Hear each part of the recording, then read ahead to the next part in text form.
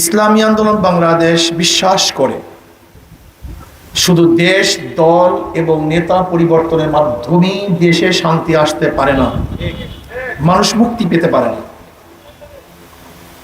উদাহরণস্বরূপ তারা পেশ করে, এদেশ বারবার স্বাধীন হয়েছে, ব্রিটিশরা 200 বছর শোষণ করেছিল, আর ব্রিটিশদের বিরুদ্ধে আন্দোলনের সূচনা করেছিল মুসলমান। আপনারা অনেকেই জানেন 1803 ঈসাই সালে তৎকালীন দিল্লির বাদশাহ জাফরের থেকে যখন ব্রিটিশ দিল্লি দখল করেছিল, সেই সময়তেই শাহ ওলিউল্লাহ মুহাদ্দিস দেহলভী রহমাতুল্লাহ আলাইহির বড় সন্তান শাহ আব্দুল আজিজ সাহেব রহমাতুল্লাহ ঘোষণা দিয়েছিলেন, আজকের থেকে পাক ভারত উপমহাদেশ দারুল ইসলাম নয়, দারুল হরব। ব্রিটিশদের বিরুদ্ধে আন্দোলন করা প্রত্যেকটা মুসলমানদের জন্য ফরজে আইন। সেই 1803 ঈসাই সালই ব্রিটিশ হটাও আন্দোলনের বীজ বপন হয়েছিল। 1857 ঈসাই সালে যে আজাদি বিপ্লব হয়েছিল, সে আজাদি বিপ্লবের নেতৃত্ব প্রদান করেছিলেন হাজী ইমদাদুল্লাহ মুহাজির মুকবির রহমতুল্লাহ আলাইহি, রশিদ আহমদ গঙ্গুই রহমতুল্লাহ আলাইহি, কাসেম নাদুর রহমতুল্লাহ আলাইহি, জাফর তানসির রহমতুল্লাহ আলাইহি। তাদের আন্দোলনের মাধ্যমে ব্রিটিশ এদেশ থেকে ভাগতে বাধ্য হয়েছিল। আমরা একটা স্বাধীন দেশ পেলাম, মুক্ত হলাম ব্রিটিশ থেকে। ভেবেছিলাম এবার বৈষম্য দূর হয়ে যাবে, বৈষম্য থাকবে না, সবাই স্বাধীনতা ফিরে পাবে, সবাই মৌলিক অধিকার নিয়ে বাঁচতে পারবে। কিন্তু আমরা কি দেখলাম? সংখ্যাগরিষ্ঠ হিন্দুরা মুসলমানদের সাথে বৈষম্য শুরু করেছে, মুসলমানদের অধিকার ফিরিয়ে দেয় না। আবার মুসলমান আন্দোলন সংগ্রাম শুরু করছে যে মুসলমানদের জন্য আলাদা একটা ভূখণ্ডের প্রয়োজন, আলাদা দেশের প্রয়োজন। সে মুসলমানদের দাবির ভিত্তিতেই 47-এ পাকিস্তান নামে একটা দেশ আমরা পেয়েছিলাম। ভেবেছিলাম এবার সমস্ত মানুষের অধিকার রক্ষা হবে, প্রত্যেকটা মানুষ বৈষম্যহীন হবে, সাম্প্রদায়িক সম্প্রীতি বজায় থাকবে, মুসলমান, হিন্দু, বৌদ্ধ, খ্রিস্টান সবাই মিলেমিশে বসবাস করবে। কিন্তু আমরা কি দেখলাম? পশ্চিমারা আমাদের সামনে বৈষম্য শুরু করেছে, আমাদের অধিকার দিচ্ছে না, বাক স্বাধীনতা রক্ষা করছে না।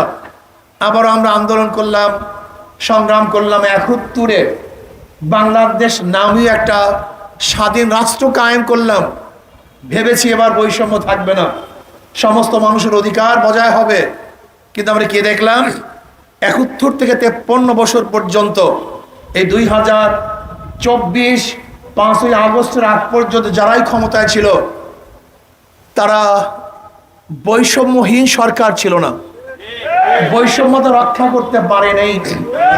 সাম্য, মানবিক মর্যাদা, সামাজিক ন্যায় বিচার প্রতিষ্ঠিত করতে পারে নাই।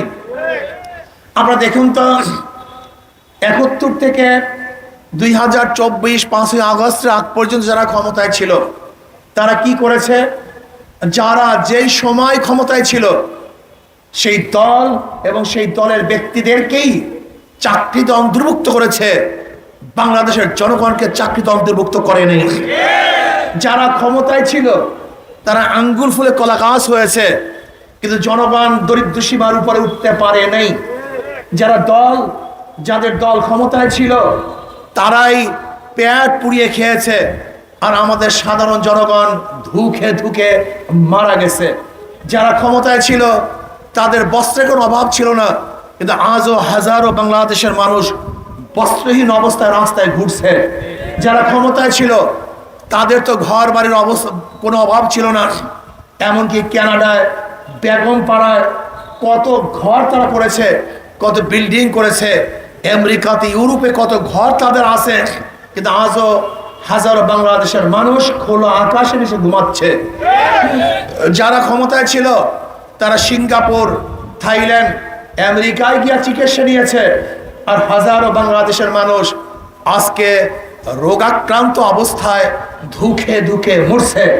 যারা ক্ষমতায় ছিল হাজার অপরাধ করলে তারা রাস্তায় বুক উঁচা করে হাঁটছে, আর যারা ক্ষমতায় ছিল না এরকম নিরাপদ হাজারো মানুষ জেলখানায় ধুকে ধুকে মারা গেছে এবং ফাঁসির রশিদে ঝুলছে। যারা ক্ষমতায় ছিল তাদের সন্তানেরা বিদেশে পড়াশোনা করছে, উচ্চ ডিগ্রি অর্জন করেছে, আর আমাদের বাংলাদেশের হাজারো গরিবের সন্তান মেধাবী তার অর্থের অভাবে উচ্চ শিক্ষা গ্রহণ করতে পারে নাই। আজকে 53 বছর পর্যন্ত আমরা দরিদ্র সীমার উপরে দেশকে নিয়ে যেতে পারি নাই। আমি মনে করি আজকে বাংলাদেশে যে অর্থনীতি আছে, এই অর্থনীতি চলতে থাকলে গরিব গরিব হবে, ধনী ধনী হবে। উদাহরণস্বরূপ, যদি আজকে আপনি যান ব্যাংকে 5 লক্ষ টাকা আনার জন্য, ব্যাংক আপনাকে বলবে যে মর্গেজ আছে। আপনি বলবেন ভাই আমি তো আগের থেকেই গরিব, আমি মর্গেজ পাবো কোথায়? ব্যাংক কি বলবে? আপনার জন্য টাকা না, টাকা কার জন্য? আগের থেকে যারা আছে, যার আগের থেকে 5 লক্ষ টাকা আছে, ব্যাংক তাকে 5 লক্ষ টাকা দেয়। যে ব্যক্তিকে লোন দেয় তারই লোন মাফ হয়, তার ইন্টারেস্ট মাফ হয়। তার ধনী 4 বার ধনী হয়। আগের থেকে 5 লক্ষ টাকা ছিল, 1 বার ধনী। ব্যাংক তাকে 5 লক্ষ টাকা দিছে, 2 বার ধনী। তার ইন্টারেস্ট মাফ হয়েছে, 3 বার ধনী। তার লোন মাফ হয়েছে, কয়বার ধনী? জোরে বলেন। একজন ধনী 4 বার ধনী হয়, আর একজন গরিবের পেটের মধ্যে 5টা লাথি পড়ে। আগের থেকে 5 লক্ষ টাকা ছিল না, 1 লাথি। ব্যাংক তাকে 5 লক্ষ টাকা দেয় নাই, 2 লাথি। তার লোন মাফ হয় নাই, 3 লাথি। তার ইন্টারেস্ট মাফ হয় নাই, 4 লাথি। আর যেই বড় লোকের টাকা মাফ করা হয়েছে, যে ওই টাকা বাংলাদেশ ব্যাংকে থাকতো, বাংলাদেশের নাগরিক হিসেবে ওই গরিব ব্যক্তিও সেই টাকার অংশী ছিল, কিন্তু বড় লোককে মাফ করার কারণে গরিবের পেটের মধ্যে আর 1 লাথি। তাই গরিব 5 বার গরিব হয়, আর ধনী 4 বার ধনী হয়। এই অর্থনীতি চলতে থাকে, কিয়ামতের আগ পর্যন্ত কোনো গরিব ধনী হবে না। ইসলামী অর্থনীতি বাস্তবায়ন করেন, ইসলামী অর্থনীতি অ্যাপ্লাই করেন। আমি আল্লাহর কসম করে বলতে পারি, আগামী 5-10 বছর পরে একজন লোকও দরিদ্র সীমার নিচে থাকবে না, সবাই দরিদ্র সীমার উপরে চলে যাবে। বিশ্বাস করুন, ইসলামী অর্থনীতি অ্যাপ্লাই করলে বাংলাদেশের প্রত্যেকটা গরিব দরিদ্র সীমার উপরে চলে যাবে। যাকাত গরিবদের জন্য, ইসলামের গোটা অর্থনীতি গরিবদের জন্য। যাকাত গরিবদের জন্য, ওসর গরিবদের জন্য, মানত গরিবদের জন্য, আজকে দান গরিবদের জন্য, সব কিছু গরিবদের জন্য, ফিতরা গরিবদের জন্য। অথচ দেখা যায় আমাদের দেশের গরিবরা ইসলামকে পছন্দ করে না। আমি বিশ্বাস করি যে ইসলামী হুকুমত হতো, ইসলাম অনুযায়ী দেশ চলতো, আজকে মৌলভীবাজারের যে চা বাগানগুলি আছে, এই চা বাগানের শ্রমিকরা তাদের শ্রমের জন্য আন্দোলন করার কোনো প্রয়োজন ছিল না, বরং ইসলাম দেখতো কোন শ্রমিকের মূল্য কি, কোন শ্রমিককে কত টাকা দিতে হবে, এই শ্রমিক কিভাবে সংসার চালাবে, এই শ্রমিক কিভাবে ভালো ভালো জীবন যাপন করতে পারে, এই দায়িত্ব শ্রমিকের ছিল না, এই দায়িত্ব হলো ইসলামী রাষ্ট্রের। ইসলামী রাষ্ট্র যদি আসতো তাহলে অবস্থাটা কি হতো?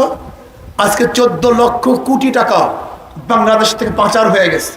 ইসলামী হুকুমত হলে 1 লক্ষ টাকাও বাংলাদেশ থেকে পাচার হতে পারতো না। 14 লক্ষ কোটি টাকা বুঝেন তো? 14 লক্ষ কোটি মানে বাংলাদেশের 2 বারের বাজেট, 2 বারে।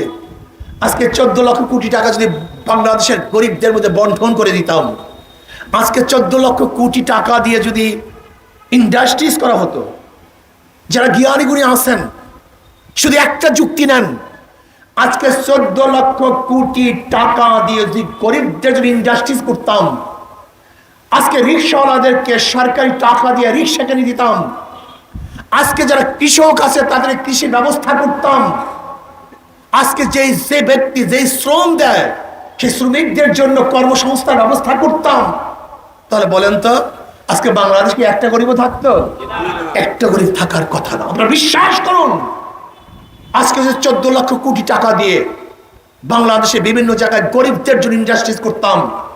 ওই ইন্ডাস্ট্রিজের মালিকও গরিব, শ্রমিকও গরিব। আমার ইন্ডাস্ট্রিজে আমি কাজ করব, যদি আমার ইন্ডাস্ট্রিজে আমি কাজ করতাম তাহলে কাজটাও সুন্দর হতো, এর লাভ লস আমার কাজে। সেখানে কোনো অবস্থাতেই আমি আন্দোলন করে ইন্ডাস্ট্রিজ বন্ধ করতাম না, বরং ইন্ডাস্ট্রিকে খোলা রাখার চেষ্টা করতাম। এইভাবে যদি প্রত্যেক সেক্টরে, প্রত্যেক জেলার মধ্যে গরিবদের জন্য আলাদা ব্যবস্থা করতাম, তাহলে 5-10 বছর পরে বাংলাদেশে একজন গরিব খুঁজে পাওয়া যেত না। আপনারা বিশ্বাস করুন, আপনারা বিশ্বাস করুন, আপনারা বিশ্বাস করুন। ওমর ইবনে খাত্তাব রাদিয়াল্লাহু তাআলা জামানায় যাকাত দিবে এরকম কোন লোক খুঁজে পাওয়া যায়নি। সব দরিদ্র সীমার উপরে চলে গেছে। আপনি বুঝেন না কেন ইসলামের গোটা অর্থনীতি গরিবদের জন্য, ইসলামের গোটা অর্থনীতি গরিবদের জন্য। আপনি কি দেখেন নাই ওমর ইবনে খাত্তাব রাদিয়াল্লাহু তাআলা বলেছেন, আমার খেলাফতের আমলে যদি ফোরাতের কোনো একটা কুকুর না খেয়ে মারা যায়, মানুষ তো দূরের কথা, আশরাফুল মাখলুক তো অনেক অনেক দূরের কথা, বলছে একটা কুকুর যদি না খেয়ে মারা যায় আমি ওমরকে জবাব দিতে হবে। আজকে যারা সাম্যবাদী কমিউনিজম করেন, সাম্যবাদ প্রতিষ্ঠিত হলে সমস্ত গরিবের অধিকার বাস্তবায়ন হবে, আমি ওই কমিউনিজম ভাইদেরকে বলবো, রাশিয়ার মজদুর এবং প্রেসিডেন্ট একই প্লেটে কি খানা খায়, একই ঘরে কি বসবাস করে, একই বস্ত্র কি পরিধান করে? না, ওরা সাম্যবাদের স্লোগান দেয়, বাস্তবতার মধ্যে সাম্যবাদ নাই। কিন্তু জনাবে মুহাম্মদ রাসূলুল্লাহ সাল্লাল্লাহু আলাইহি ওয়াসাল্লাম সাম্যবাদ মুখেও বলেছেন, বাস্তবও দেখিয়েছেন। জনাবে মুহাম্মদ রাসূলুল্লাহ সাল্লাল্লাহু আলাইহি ওয়াসাল্লাম শ্রমিকদের সাথে গরিবদের সাথে একই প্লেটে খানা খেতেন।